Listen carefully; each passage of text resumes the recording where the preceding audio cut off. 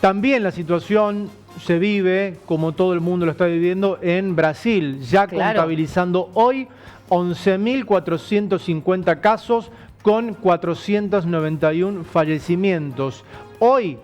Solamente hoy se cronicaron, se contaron y se oficializaron 196 casos positivos y 5 muertes por el coronavirus. Y vamos a Brasil, Joaquín, ¿te parece? Comunicación con Nicolás Alacia, un argentino que está allí y nos va a hablar de cómo está la situación hoy en Brasil. Buen día, Nicolás, ¿cómo estás? Hola, Nico, ¿cómo andás? Hola, Nico, ¿cómo andás? ¿Todo bien? ¿Me escuchan bien? Bárbaro, perfecto. Bueno, Nicolás, contanos cómo se está viviendo allí esta situación, donde se juntan dos situaciones particulares. La pandemia, absolutamente inevitable, pero también una situación política o institucional que está cada vez más áspera. Sí, bueno, para situarlos un poco, estoy en Belo Horizonte, la capital de Minas Gerais. Belo Horizonte tiene alrededor de... Está la ciudad y la metrópolis, que son ciudades industriales, alrededor de 4 millones de personas. Y bueno, la situación es un poco diferente con Argentina, porque no hay una cuarentena total. En las ciudades, así, las cosas masivas del centro están cerradas, los shopping, los cines, los grandes restaurantes, pero cuando uno transita por los barrios, que los barrios son microciudades, encuentra gente en la calle, el comercio abierto, algunos bares con algunas reglas básicas para hacerlo funcionar. Entonces todavía no hay una conciencia de lo que estamos atravesando, más allá de que las noticias son bastante negativas en cuanto a los números.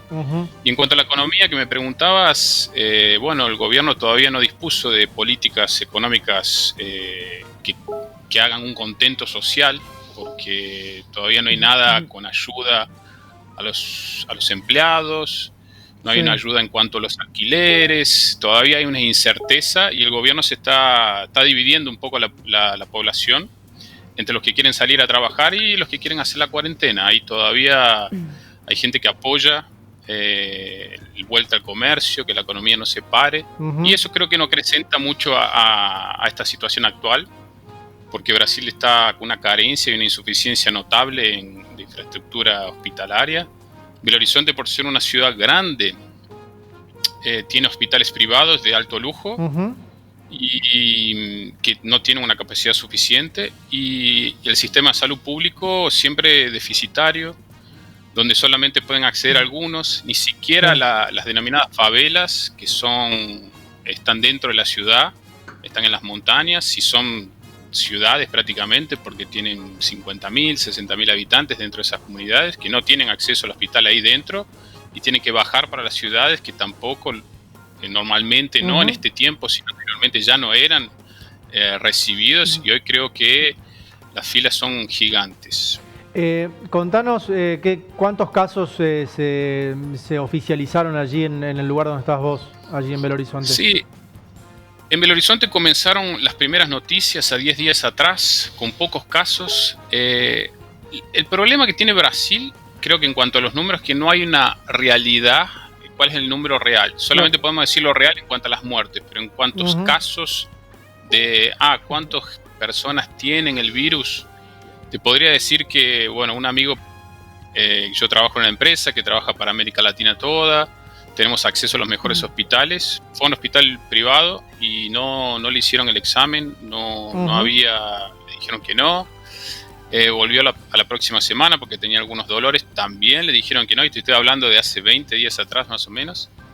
Entonces los números que se oficializan y demás son bastante irreales. Yo creo que hay que multiplicarlos, no sé si por 5 o por 10, ese es el drama, porque estaba viendo que hay una fila de análisis de 20.000 análisis pendientes que fueron colectados en un día. O sea, todavía no consiguieron dar abasto con esa demanda. Imagínate, los números llegan muy desfasados. Entonces, sí, el virus se va replicando día a día. Y creo que decir, tenemos 1.000, 2.000 infectados, creo que no cuenta de nada, porque yo creo que es mucho más de eso en una población de 5 millones de habitantes. Y no solo eso, porque tal vez Belo Horizonte no se conozca mucho, pero una ciudad de mucha industria. Y también en este periodo donde surgió el brote del coronavirus, Brasil tuvo la mayor fiesta a nivel mundial, que es el carnaval, Claro. donde muchas personas del mundo llegaron a visitar. Belo Horizonte es una sede del carnaval, tuvo casi el 100% de las plazas de los hoteles ocupadas, Airbnb, casi el 70% de la demanda fue también ocupada. Entonces sí, la ciudad había parado prácticamente durante una semana con un público de gente enorme. En aquel momento se hablaba solamente de China, parecía que era algo totalmente lejano. Y bueno, yo creo que eso vamos a verlo en estos días, lo estamos viendo y creo que lo vamos a ver mucho más adelante en cuál van a ser los números oficiales, porque todavía creo que el gobierno o no está haciendo las mediciones fehacientes, o no hay una demanda de personal acorde a la demanda de la población. Nico, entendemos lo que estamos recibiendo desde aquí, desde los medios, lo que está viviendo Brasil a nivel político. Es una situación que puede ser considerado desde nuestra visión, desde la visión donde aquí estamos con un aislamiento obligatorio para todo el territorio. Estamos viendo una situación bastante comprometida. Hasta de hecho Bolsonaro lo que dijo es que va el rumor era que iba a prohibir que los estados declaren sus propias cuarentenas, que declaren sus propios aislamientos. Es decir, no aislamiento, vamos a poner en marcha el país. ¿Cómo lo están viendo ustedes? Y si hubo un cambio en el lugar donde estás vos de visión con respecto a las personas que votaron a Bolsonaro, cuando están viendo ahora día a día cuál es su comportamiento.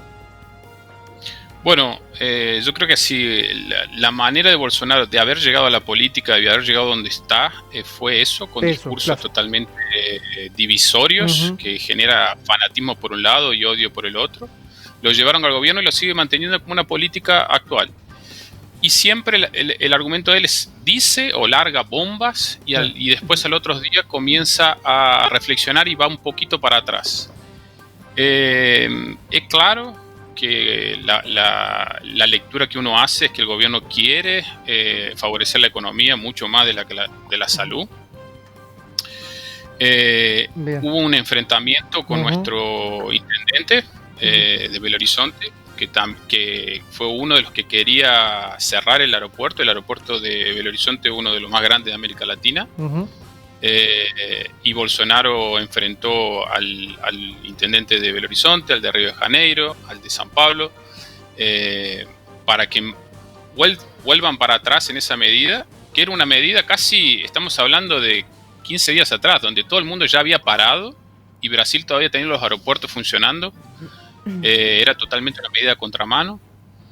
Y hoy en día vemos que hay un cortocircuito total con el Ministerio de Salud y el Poder Ejecutivo, que eso genera una incertidumbre, porque parece que va a haber un cambio de ministro de Salud, que no se comunican entre ellos. Entonces yo creo que hay un filiarcado, o sea, Bolsonaro y los hijos de él toman la voz como del pueblo y generan un poco divisiones, tanto por las redes sociales, que reciben un montón de cosas. ¿Crees como que puede también haber un riesgo institucional? Y en un contexto como en esta coyuntura, creo que no, porque no hay fuerza de manifestación, las personas no tienen miedo de salir a la calle. Claro que hay cacerolazos, a las 9 de la noche se puede ver.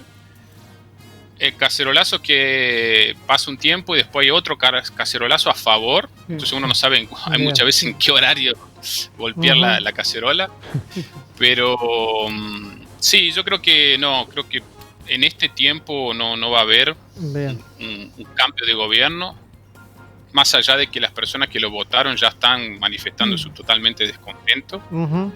Y yo creo que finalizada que no sabemos cuándo, que es el mayor temor, cuando finalice la pandemia, yo creo que sí se viene la cuestión política de cómo va a continuar Bolsonaro, porque va a tener que enfrentar muchas respuestas a deficiencia, más allá de que el gobierno está haciendo cosas. Uno ve, en el Maracaná están colocando más de 1000 camas para recibir un brote, en San Pablo también. Pero claro que todos los países están haciendo eso, pero más allá de hacer esta cosa, es el discurso de oposiciones. Uno Sí, no puede hoy en día actitud, casi. el hacer, cómo se manifiesta Bolsonaro a nivel social, rompiendo el aislamiento, pidiendo los teléfonos de la gente para sacarse fotos y desafiando todo el tiempo, ¿no? Pero como bien decías vos, es la actitud que lo ha llevado a Bolsonaro a ser presidente. Básicamente eso, es el mismo perfil. Él no ha cambiado, pero creo que no ha cambiado ni una coma de lo que es su manera de pensar, eso está claro. Bueno, Nico. Sí, sí. Y no cambió la manera de pensar, incluso creo que fue uno de los gobiernos que más personas contagiadas tenía dentro del propio gabinete. Claro. Y no dio a torcer más. Él podría haberse contagiado, que todavía no sabemos si fue contagiado o no. Fue una noticia un poco difusa a nivel país. Bien. Y bueno, entonces podría haber tomado conciencia en aquel momento, no la tomó, y hoy en día la lectura es primero lo económico, después la salud. Bien. Nicolás, que estés muy bien vos, tu familia, tus amigos, tus seres queridos allí, y obviamente los que estamos acá también le estamos haciendo frente a esto. Vos sos Nico, sos de San Francisco, ¿no? Soy de San Francisco, sí, hace 10 años que vivo en Brasil. Bien. Tengo mi familia, mi hermano, mis padres en San Francisco.